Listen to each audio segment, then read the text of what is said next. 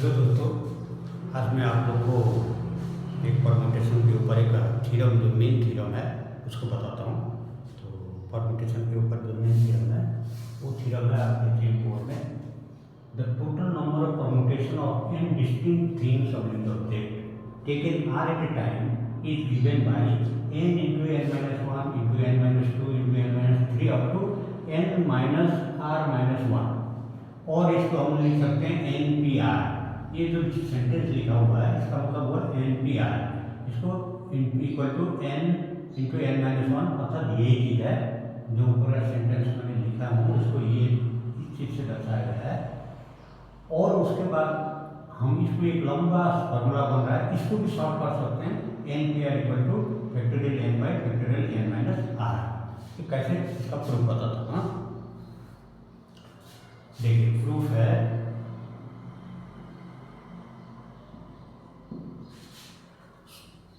Suppose there are n distinct things. हम मान लेते हैं कि हमारे पास n डिस्टिंक्ट थिंग्स हैं, उनमें से और 8 शीट है, मान लो n डिस्टिंक्ट थिंग्स है और हर शीट में को हमने भरना है, 8 शीट को n वस्तुओं से भरना है। तो पहले उससे शुरू करते हैं। Suppose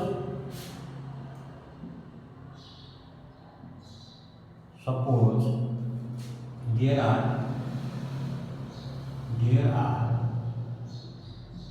n distinct objects, distinct things or objects,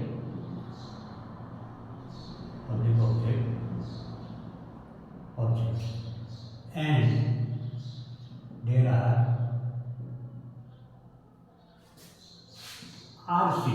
places, public sheets to be filled up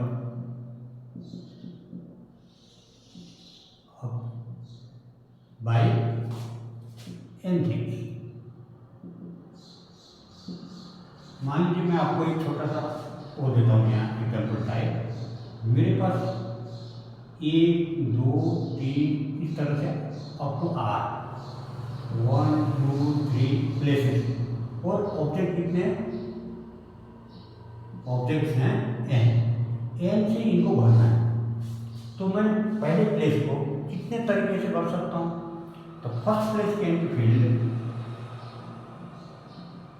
first place can be filled up in how many ways? n ways। और इससे और थोड़ा क्लियर हो जाएगा, filled up can be filled up by n object. एक एक करके fill करके कितने तरीके से कर सकते हैं, that means that is n way.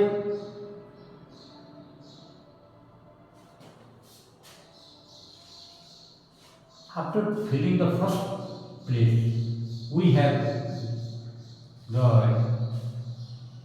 balance how much objects or things remains। देखिए n ऑब्जेक्ट से हम यदि एक ऑब्जेक्ट को इस फर्स्ट प्लेस को फिलअप कर दिया तो यहाँ कितने बचे, n की जगह हमारे पास कितने बचे, n माइनस 1।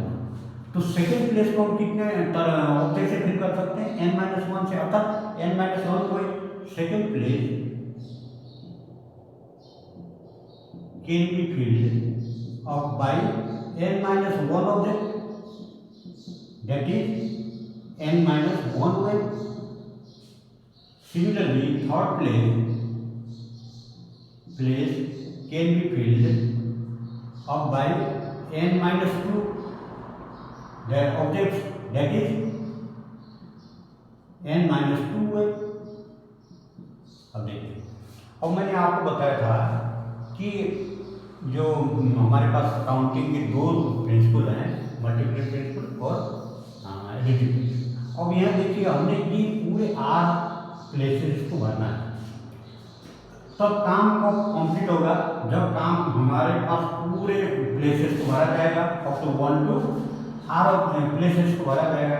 तो हम यदि इन तीनों को देखते हैं, इन तीनों तीनों को ओनली 3 समझते हैं माने, तो हमारे पास आर नहीं ओनली 3 है, तो हम तीनों को एक साथ कैसे कैसे भर सकते हैं? देयरफॉर यूजिंग अप्लाइंग या using multiplicative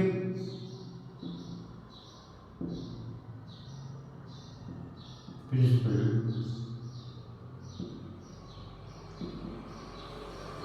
of counting, we can fill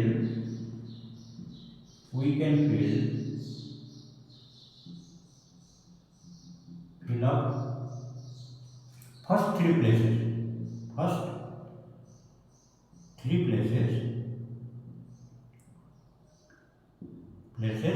in n into n minus 1 into n minus 2 way।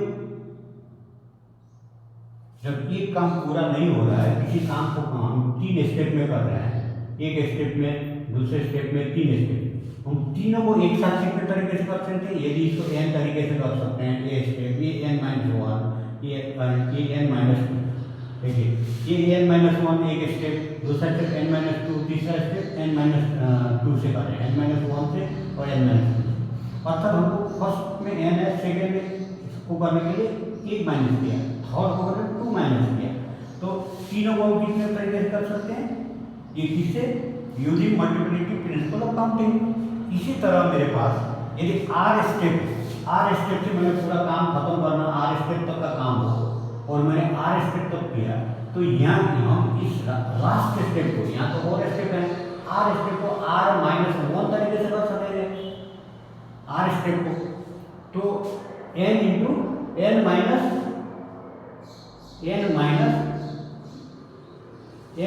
Are minus 1 तरीके से कर सकेंगे लास्ट स्टेप को। देयरफॉर ये कंटिन्यू करते करते rth step, rth place can be filled up by n minus r minus 1 objects, that is n minus r minus 1 way। आप समझ रहे हैं? उसके बाद देखिए अब अगेन यूजिंग, अब हमको जो आर स्टेप थे हमारे पास, एक से लेके आर स्टेप थे 1 2 3 इसी तरह करके आर थे, इसको मैंने n तरीके से, n माइनस 1 तरीके से, n माइनस 2 तरीके, ये थर्ड स्टेप था, ये सेकेंड था, ये फर्स्ट था। इसी तरह यदि आर स्टेप है और इसको मैंने कितने तरीके से भर सकता हूँ? एक में 3 में 2 हो रहा है, अर्थात यहाँ n से माइनस आर की जगह आर माइनस 1 आप देख सकते हैं, आर माइनस 1। तो यदि टुगेदर पूरे को मैं एक साथ भरना चाहूँ तो कितने तरीके से भर सकता हूँ? देखिए therefore again using multiplicative principle of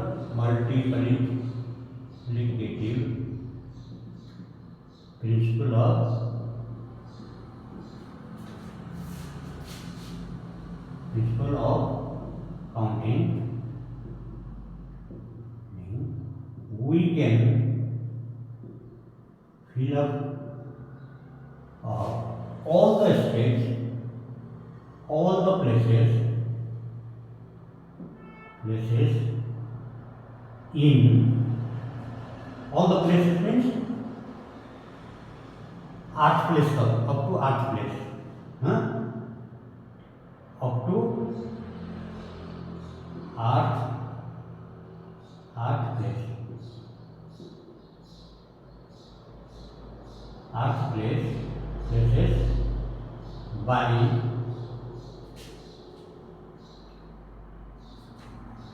up to 8 places in कितने वजह से? in n into n minus 1 into n minus 2 into direct n minus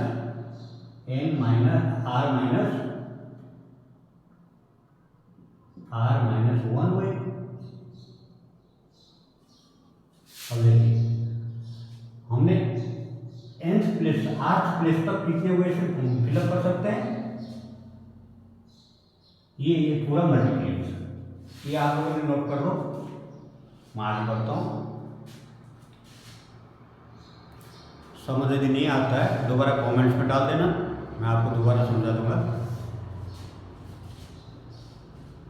अब देखिए,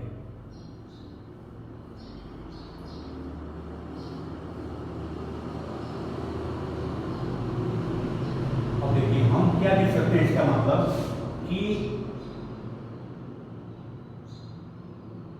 N p r equal to n into n minus one into n minus two into n minus three, इसी तरह से n minus r minus one, अर्थात इतने वे से हम आर्थ प्लेस को एन ऑब्जेक्ट द्वारा फिलअप किया जा सकता है, अर्थात इतने अरेंजमेंट किया जा सकता है। अब देखिए, ये जो मैंने आप लोगों को बताया था फैक्टोरियल एन इक्वल टू क्या बताया था? N into n minus one into ये करते करते एन माइनस टू अब टू 3 2 1, ये मैंने आपको एक पीरियड में बताया था क्लास में। अब देखिए, इसी तरह मैंने आपको बताया था कि यदि यहाँ तक का लेना है तो क्या होगा? फैक्टोरियल एन माइनस वन का मतलब क्या होगा? N minus one into n minus two 3 2 1। अब इस चीज को मैं देखिए यहाँ 3 2 1 तो है नहीं, इसको मैंने फैक्टोरियल एन तो लिख नहीं सकता, तो इसके लिए मैं क्या करूँगा? जो इतने पार्ट, इसके नेक्स्ट क्या होगा? इसके नेक्स्ट होगा, इसको एक तोड़ देता हूँ मैं। देखिए नेक्स्ट स्टेप में बता रहा हूँ, equal to n into n minus one into n minus two into n minus three, ये क्या होगा? N minus r plus one. Next एक कम होते जा रहा है, एन से एक 3 कम हो रहा है, ऐसे एक कम होते जा रहा है, तो नेक्स्ट क्या होगा? इसका नेक्स्ट होगा एन माइनस आर, एक कम हो जाएगा तो एन माइनस वन से लेके 3 2 1 ये यहाँ तक जाएगा। तो मैं इस पूरे सेंटेंस को क्या लिख सकता हूँ? फैक्टोरियल एन, तभी लिख सकता हूँ। तो otherwise I can not write the factorial n. अब देखो, मैंने इतने को यहाँ जोड़ दिया, इतने से डिवाइड कर दूंगा, n minus one into n minus two n minus r, n minus r, एक किया, फिर उससे एक माइनस करूंगा, आर से एक माइनस करूंगा, इसका मतलब n minus r plus one हो जाएगा। करते करते ये कहाँ आएगा? N minus r plus two हो जाएगा। करते करते 3 2 1 यहाँ तक आएगा, इतने तक। और ऊपर वाले को मैं क्या लिख सकता हूँ? ऊपर वाले सेंटेंस को फैक्टोरियल एन, नीचे वाले को क्या लिख सकता हूँ? फैक्टोरियल एन माइनस आर, और अर्थात n p r equal to क्या हुआ? ये हो गया। आप लोगों को समझ आया? अर्थात हमारा ये थ्योरम है, ये प्रूव हो गया कि n p r equal to होता है factorial n divided by factorial n minus r. जो हमको यही फॉर्मूला जो है ये बार बार यूज करने की जरूरत पड़ेगी, हम इसका पावर सॉल्व करेंगे। थैंक यू इस क्लास के लिए।